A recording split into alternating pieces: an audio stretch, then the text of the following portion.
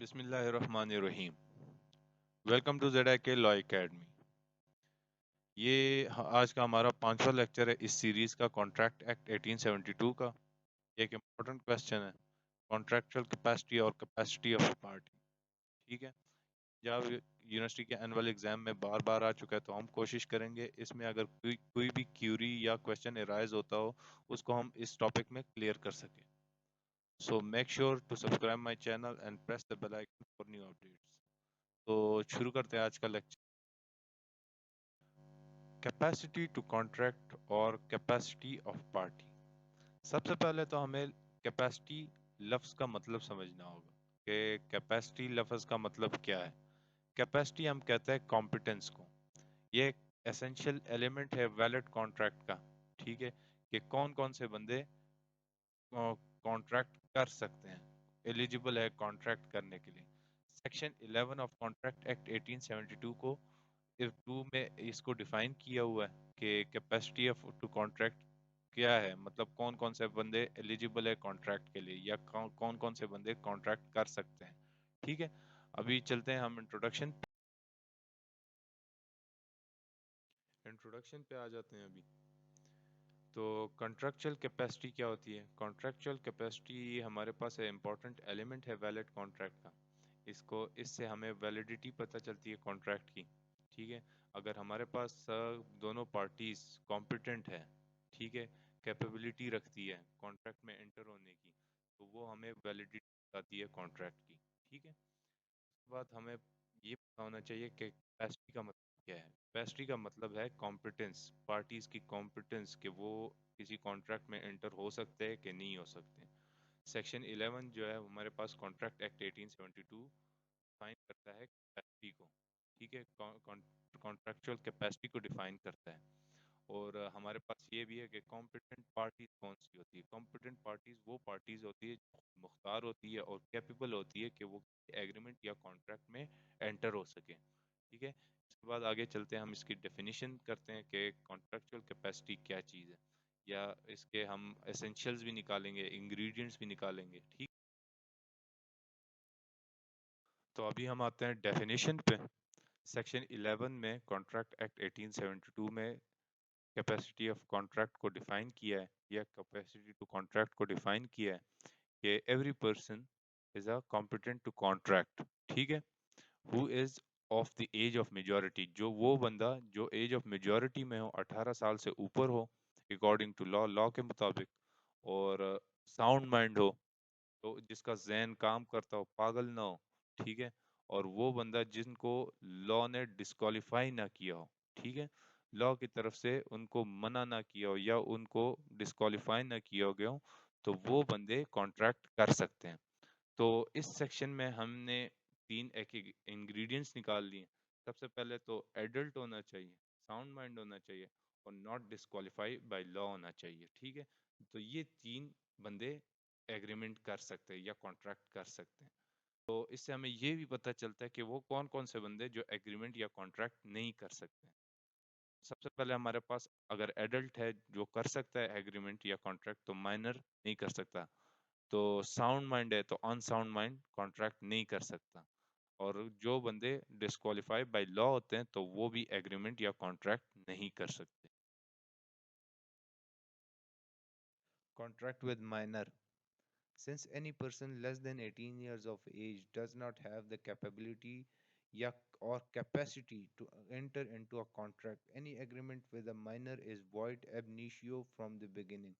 مطلب یہ کہتا ہے کہ وہ بندے جو 18 سال سے نیچے وہ مائنر ہوتے ہیں، وہ ان کے پاس کیپیبلٹی نہیں ہوتی کہ وہ انٹر ہو سکے کانٹریکٹ میں۔ مطلب اس کا یہ کہ وہ کیپیبل نہیں ہوتے، ان کی تھنکنگ اتنی زیادہ نہیں ہوتی کہ وہ اپنے فائدے کا سوچ سکے۔ ٹھیک ہے، تو اسی وجہ سے وہ کانٹریکٹ میں پارٹ نہیں لے سکتے یا کانٹریکٹ میں انٹر نہیں ہو سکتے۔ تو اس کی وجہ سے اگر کوئی بچہ یا کوئی مائنر کانٹریکٹ میں انٹر ہو جاتا ہے یا کسی کے ساتھ کانٹریکٹ کر لیتا ہے، تو لا نے یا قانون نے ان کے لیے بہت سے راستے بنائے ہوئے ہیں کہ وہ کسی بھی ٹائم کانٹریکٹ توڑ سکتے، کسی بھی وجہ سے توڑ سکتے، وہ رسپانسیبل نہیں ہوں گے بریچ آف کانٹریکٹ کے لیے اگر وہ ایکٹ کرتے ایز اے ایجنٹ اپنے پیرنٹس کے بہاف پہ۔ ٹھیک ہے، تو پیرنٹس اس کے لائبل ہوں گے، وہ مائنر لائبل نہیں ہوگا، ٹھیک ہے۔ اس کے علاوہ اگر کوئی ایک بچہ اور ایک ایڈلٹ کانٹریکٹ کرتے ہیں، ٹھیک ہے، تو مائنر پہ کوئی بھی رسپانسبلٹی نہیں آئے گی، الٹا ایڈلٹ رسپانسبل ہوگا کسی لاس کا، یا اگر فائدہ ہوگا، ٹھیک ہے، پروفٹ ہوگا، پروفٹ ایکولی ڈسٹریبیوٹ ہوگا، اگر نقصان ہوگا تو مائنر اس نقصان میں حصہ دار نہیں ہوگا، اونلی ایڈلٹ آر رسپانسبل، ٹھیک ہے، رسپانسبل اور لائبل۔ اس کے بعد ہمارے پاس مائنر اونلی ریسیور ہوگا، ٹھیک ہے، مطلب وہ اگر پروفٹ ہوتا ہے تو وہ ریسیو کرے گا، وہ کسی چیز میں رسپانسبل نہیں ہوگا۔ تو قانون نے مائنر کے لیے کافی راستے نکالے ہوئے ہیں ہمارے پاس۔ مائنر کے مطلب جنرلی مائنر ہمارے پاس 18 سال سے نیچے ہوتا ہے، ٹھیک ہے، مائنر، مگر اسپیشل کیسز وہ کیسز جس میں بچوں کے والی وارث کوئی نہیں ہوتا، ٹھیک ہے، تو ان اسپیشل کیسز میں ان کی ایج لمٹ ایکسٹینڈ ہو جاتی ہے، ایکسٹینڈ اس طرح ہو جاتی ہے کہ وہ 21 سال پہ چلی جاتی ہے۔ 21 سال سے اسپیشل کیسز میں نیچے مائنر ہوتے ہیں، 21 سال میں اگر ان میں سے ان کا پھر دیکھ بھال کرتا ہے کورٹ، عدالت ان کی رسپانسبلٹی لے لیتا ہے۔ ان میں بھی دو قسمیں ہوتی ہیں، ایک میں فلی فلیج عدالت رسپانسبلٹی لے لیتا ہے ان کی پراپرٹی کا، ٹھیک ہے، جب وہ بالغ یا میچورٹی کی ایج تک نہ چلے جائیں۔ ایک تو ان کی عدالت ان کے گارڈین کو پکڑ لیتا ہے، ان کے اپوائنٹ کر دیتا ہے کہ ان کی دیکھ بھال کر سکے۔ تو یہ ہمارے پاس دو قسم کی، ایک جنرل ہو گیا، جنرل میں ہمارے پاس 18 سال سے نیچے ہوتا ہے، اور اسپیشل میں 21 سال سے نیچے ہمارے پاس مائنر ہوتا ہے، ٹھیک ہے۔ تو ابھی آگے چلتے ہیں، نیکسٹ ہم اس پہ چلتے ہیں۔ نیکسٹ ہمارے پاس آ جاتا ہے کانٹریکٹ ود انساؤنڈ مائنڈ۔ اگر ہم نے انساؤنڈ مائنڈ کو سمجھنا ہے تو سب سے پہلے ہم نے ساؤنڈ مائنڈ کو سمجھنا ہوگا کہ ساؤنڈ مائنڈ کیا ہے، ٹھیک ہے۔ سیکشن 12 میں ہمیں یہ ساؤنڈ مائنڈ کے بارے میں بتایا کہ ساؤنڈ مائنڈ کون ہوتے ہیں، ٹھیک ہے، یا کون بندے کانٹریکٹ میں انٹر ہو سکتے ہیں، ٹھیک ہے۔